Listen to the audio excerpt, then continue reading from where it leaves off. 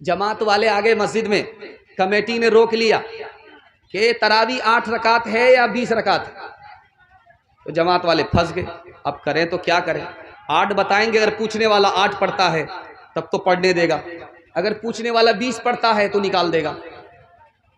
تو اس نے کہا کہ ارے بھائی آپ کیوں پوچھ رہے ہیں؟ نہیں، جب تک ثابت نہیں کرو گے کہ تراویح 8 رکعت ہے یا 20 رکعت ہے مسجد میں داخل ہونے نہیں دیں گے۔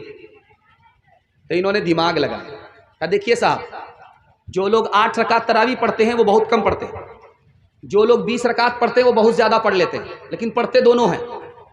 ہم تو چاہے 8 رکعت پڑھیں گے چاہے 20 رکعت پڑھیں گے دونوں۔ آپ اس سے سوال جواب کیجئے جو یہ بھی نہیں پڑھتے وہ بھی نہیں پڑھتے۔ انشاءاللہ مسلک کے جھگڑے سے، بھائی کے جھگڑے سے، زمین جائیداد کے جھگڑے سے ہم لوگ الگ ہو جائیں گے، بھائی بھائی بن کر کے ایک اور نیک بن کر کے زندگی گزاریں گے۔ ہاتھ اٹھائیے انشاءاللہ۔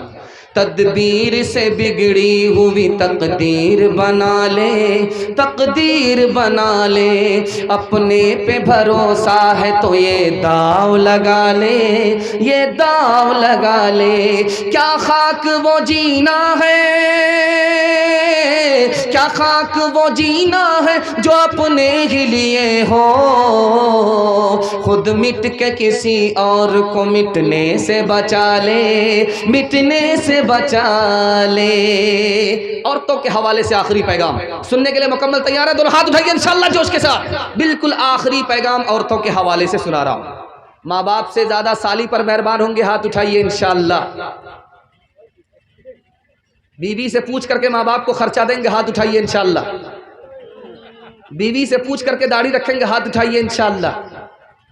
یہ دیکھیے کہاں ہے یہ لوگ، ان لوگوں کا جنازہ پڑھیں، یہ لوگ زندہ نہیں ہیں۔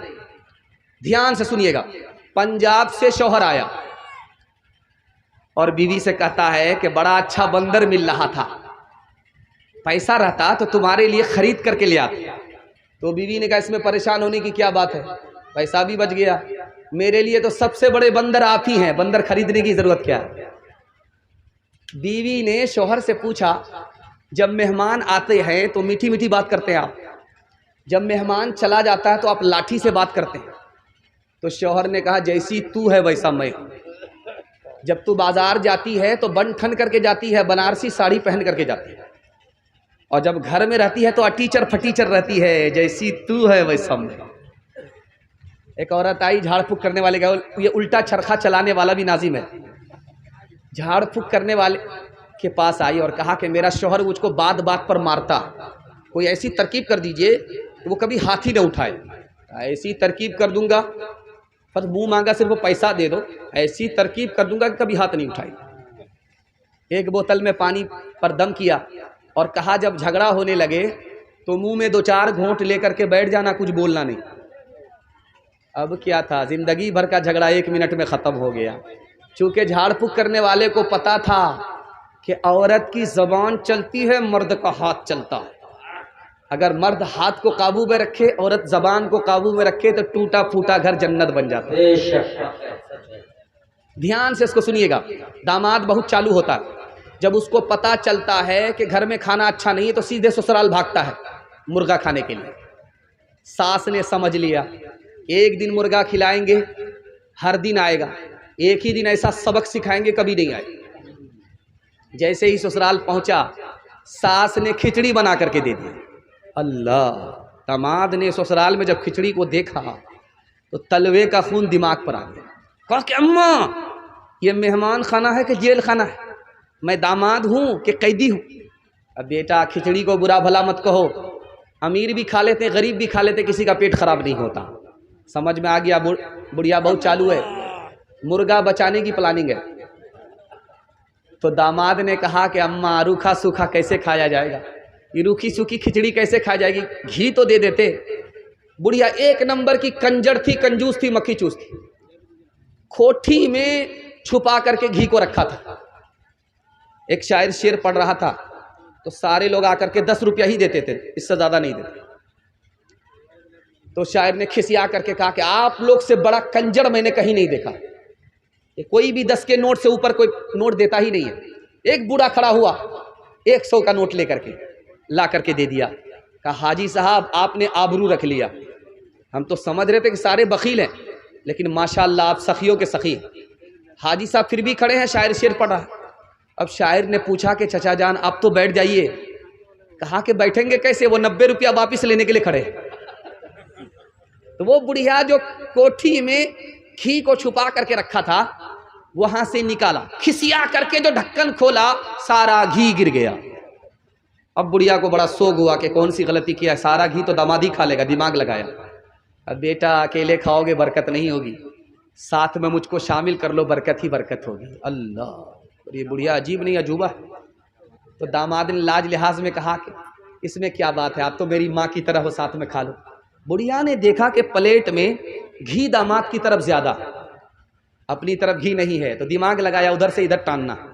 تو بڑھیا نے کہا بیٹا میں تم سے ناراض ہوں، فلاں مہینہ میری بیٹی کو تم نے یہ تکلیف دیا ہے، یہ دکھ دیا ہے، یہ تکلیف دیا ہے، یہ دکھ دیا۔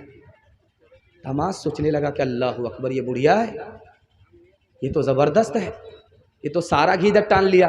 تو داماد نے کہا اماں کوے سے زیادہ کوے کا بچہ چلاک ہوتا، اگر میں نے وہ دکھ دیا ہے تو یہ سکھ بھی دیا ہے، یہ سکھ بھی دیا ہے، یہ سکھ بھی دیا ہے، دکھ سکھ کو ملانا پڑتا ہے تب زندگی کٹتی ہے۔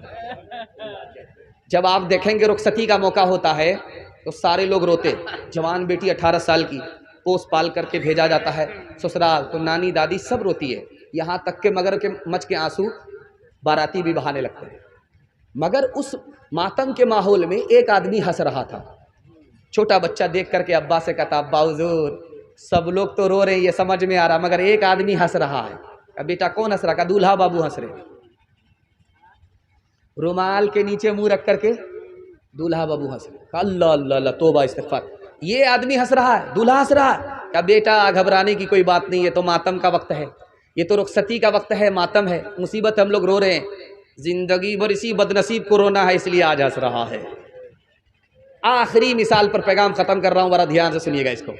پہلی بار جب بیٹی سسرال سے میکے آتی ہے تو محلے کی ساری عورت گھر لیتی ہے، سوال جواب ہوتا ہے بیٹی سسرال گئی تھی، شوہر کیسا تھا؟ تو لڑکی کہتی ہے ماشاءاللہ۔ اس کے بعد کہتی ہے سسر کیسے تھے؟ تو لڑکی کہتی ہے سبحان اللہ۔ سسرال کیسی تھی؟ تو الحمدللہ۔ اب کسی عورت نے پوچھا کہ بیٹی سب کو چھوڑو، ساس کیسی تھی تمہاری؟ تو لڑکی کہتی انا للہ استغفر اللہ لا حول ولا قوت الا باللہ، جلے تو جلال تو اس بلا کو ٹال۔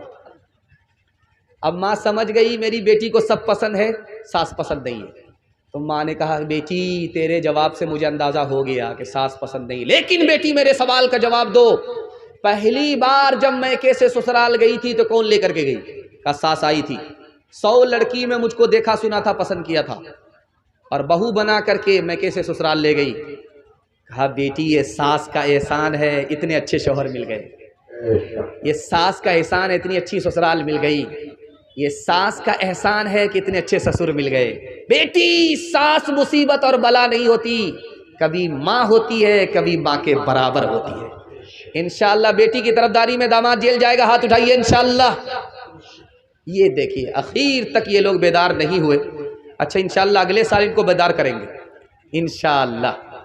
کردار بد پہ خود ہی یہ غصے میں آئے گی، شوہر دکھائے ڈنڈا تو یہ جھاڑو دکھائے گی۔ کردار بد پہ خود ہی یہ غصے میں آئے گی، شوہر دکھائے ڈنڈا تو یہ جھاڑو دکھائے گی۔ قاصر اسی لیے تو کوئی برکت نہیں رہی، بھی فاطمہ سی اب کوئی عورت نہیں رہی۔ غیبت میں سب سے آگے یہ عورت کی ذات ہے، چغلی تو ان کے سامنے بس دال بھات ہے۔ غیبت میں سب سے آگے یہ عورت کی ذات ہے، چغلی تو ان کے سامنے بس دال بھات ہے، سینے میں ان کے دین کی عظمت نہیں رہی، بھی فاطمہ سی اب کوئی عورت نہیں رہی۔